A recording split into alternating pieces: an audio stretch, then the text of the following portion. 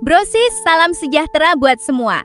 Kalau kita bicara tentang agama Kristen, pasti kita tahu kalau sekarang ada banyak aliran atau denominasi yang berbeda. Mulai dari Katolik, Protestan, Ortodoks, sampai yang lain. Tapi pernah nggak sih kita mikir kenapa bisa terpecah belah ya? Padahal awalnya mereka punya keyakinan yang sama kan? Pasti banyak yang penasaran apa aja perdebatan dan peristiwa penting yang bikin agama ini terpecah? Apa bedanya satu sama lain? Dan apakah ada harapan buat bersatu kembali? Yuk kita bahas secara jelas, gaul tapi tetap sopan berdasarkan sejarah resmi dan sumber terpercaya ya.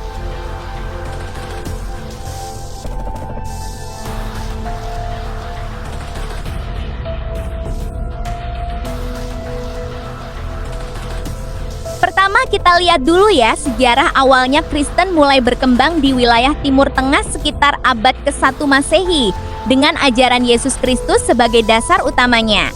Pada awalnya para pengikutnya masih satu komunitas yang solid, sama-sama menjalankan ajaran dan tradisi yang ada. Namun seiring waktu, agama ini mulai menyebar ke berbagai negara dari Timur Tengah ke Eropa, Afrika sampai Asia. Saat menyebar ke daerah yang berbeda, muncul perbedaan cara memahami ajaran, tradisi ibadah, dan juga masalah organisasi gereja. Pada abad ke-4 Masehi, Kristen mulai diakui sebagai agama resmi di Kekaisaran Romawi ini, bikin agama ini makin berkembang cepat. Tapi juga mulai muncul berbagai pandangan yang berbeda tentang doktrin dan cara menjalankan gereja. Perpecahan pertama yang paling besar terjadi di tahun 1054 Masehi, yang dikenal sebagai perpecahan besar atau perpecahan Barat Timur. Ini bikin gereja terbagi jadi dua bagian utama, Gereja Katolik Roma dan Gereja Ortodoks Timur. Apa penyebabnya? Ada beberapa hal yang jadi pemicu.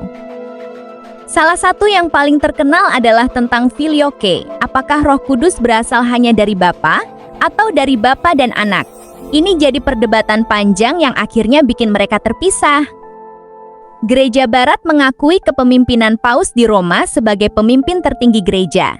Tapi Gereja Timur tidak setuju. Mereka lebih percaya pada konsensus para uskup dan tradisi lokal.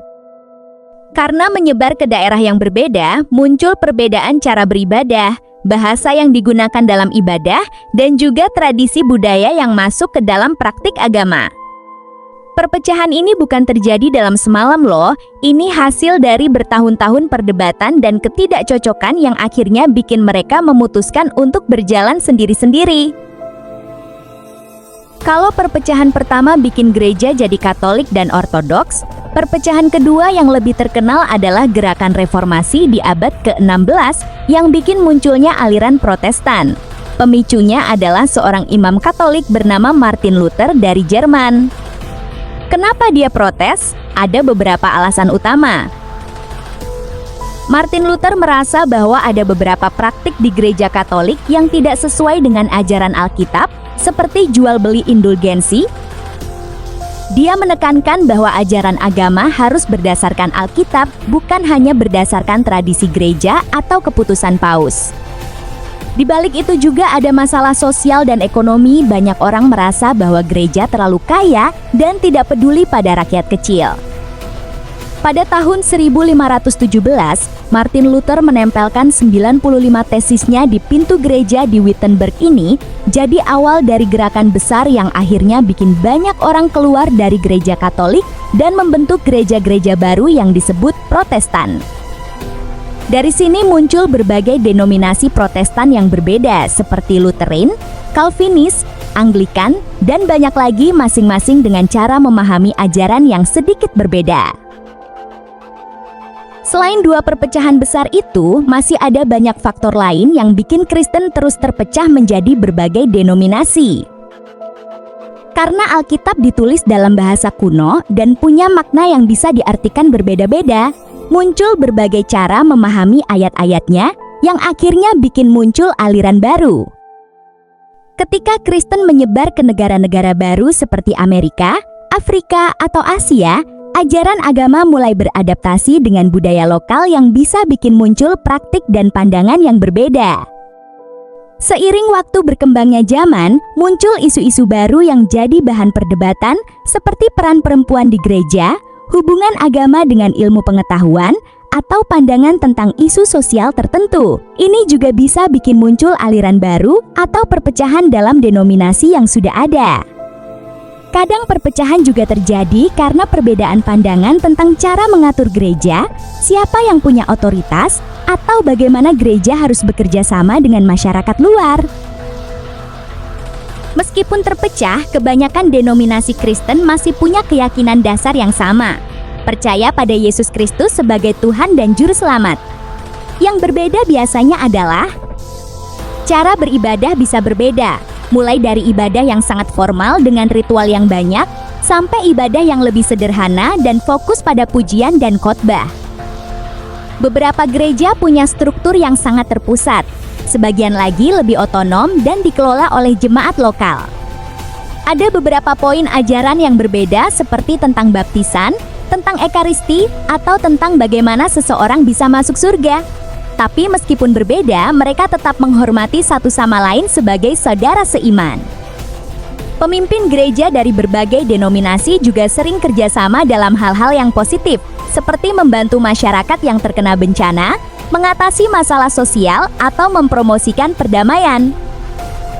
Meskipun sudah terpecah belah selama berabad-abad, sekarang ada banyak upaya buat meningkatkan kerjasama dan pemahaman antar denominasi. Banyak organisasi yang mengadakan dialog antar pemimpin gereja dari berbagai denominasi buat ngobrol tentang perbedaan dan mencari titik temu yang sama.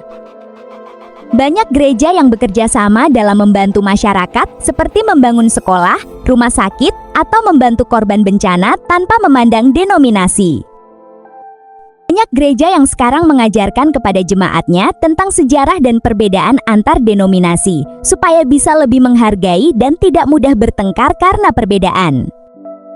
Meski mungkin sulit buat bersatu jadi satu gereja lagi, banyak orang yang merasa bahwa yang paling penting adalah tetap menjalankan ajaran Yesus tentang cinta kasih dan tolong-menolong tanpa harus sama persis dalam semua hal. Jadi kesimpulan ya, Kristen terpecah belah bukan karena satu hal saja, tapi hasil dari bertahun-tahun perbedaan pemahaman, budaya, dan juga masalah organisasi.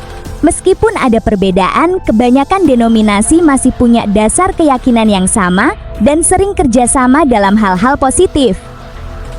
Yang paling penting adalah kita bisa menghargai perbedaan satu sama lain, karena setiap agama atau denominasi punya tujuan yang sama mengajarkan kebaikan dan cinta kasih kepada sesama. Semoga kita semua bisa hidup rukun dan saling membantu tanpa peduli dengan perbedaan yang ada. Jangan lupa bagi cerita ini ke teman-teman ya, supaya lebih banyak orang paham tentang sejarah dan keragaman dalam agama Kristen. Kalau suka konten ini, jangan lupa like, share, dan subscribe buat dapat info segar lainnya. Terima kasih sudah nonton, tetap semangat jadi orang yang baik dan menghargai perbedaan ya.